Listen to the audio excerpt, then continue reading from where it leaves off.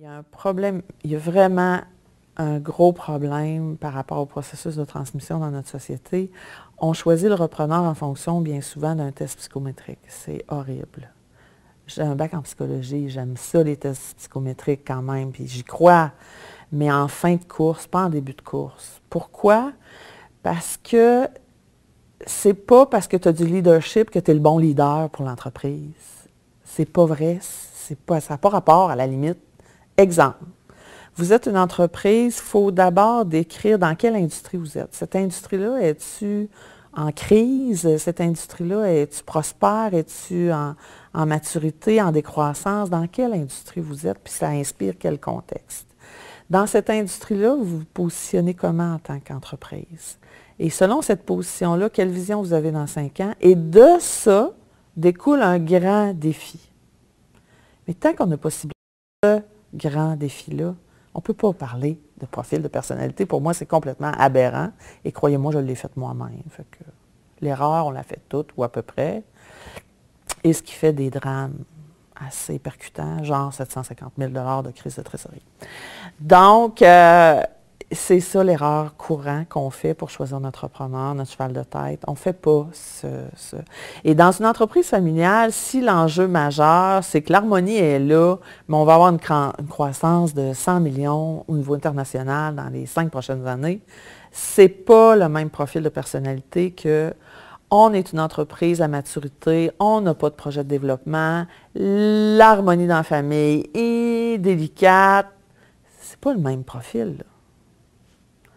Si tu veux garder l'harmonie, tu veux garder ton rythme, tu ne veux pas être en croissance, tu vas aller chercher une personne, soit dans la famille ou non, qui va être capable d'assurer l'harmonie et qui a un challenge et un background plus humain que d'un développement des affaires, par exemple. Donc, c'est ça que je trouve malheureusement qu'on ne fait pas dans nos organisations et qui n'aide pas au succès du transfert d'entreprise. La maman, elle, sa préoccupation dans le transfert, c'est l'harmonie dans la famille. Et souvent, avant même l'harmonie, c'est que ce soit juste. Juste pour tout le monde. Tout le monde soit égal. Et ça crée souvent un autre problème. Est-ce qu'on veut l'égalité ou on veut l'équité? Ce qui est souvent 2 concepts qui peuvent avoir une réponse complètement différente. Et ça, bien souvent, la maman, elle ne s'est pas arrêtée qu'il y a une différence entre égalité et équité. Puis c'est ça, la racine, je pense qu'il faut faire comprendre à la mère sur ce qu'elle veut entre égalité et équité. Exemple, une source de conflit qui est fréquente, c'est en entreprise familiale, le dirigeant, le 2e, 3e génération, qui tient le fort, qui dirige l'affaire, puis la maman et le papa ont décidé que c'était égal pour tous. Lui, à long terme, si ce n'est pas pallié par un salaire d'un dirigeant, il va être frustré. Parce que ce n'est pas rare, les entreprises familiales qui décident que salaire égale tout le monde, mais les responsabilités ne sont pas égales tout le monde. Est-ce que ça, c'est équitable? C'est une question qu'il faut se poser.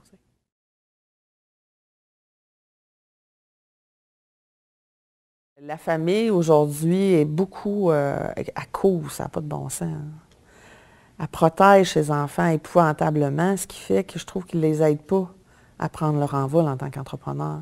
Souvent, un des rôles que je vais avoir à jouer, c'est non, non, non, non, là, tu ne vas pas faire les démarches pour lui. Il faut que tu le fasses évoluer dans son projet. Il faut qu'idéalement, il fasse un plan d'affaires. Il faut qu'idéalement, il aille voir comment il va se financer à l'extérieur, même si tu veux le backer financièrement, qu'il fasse ses démarches.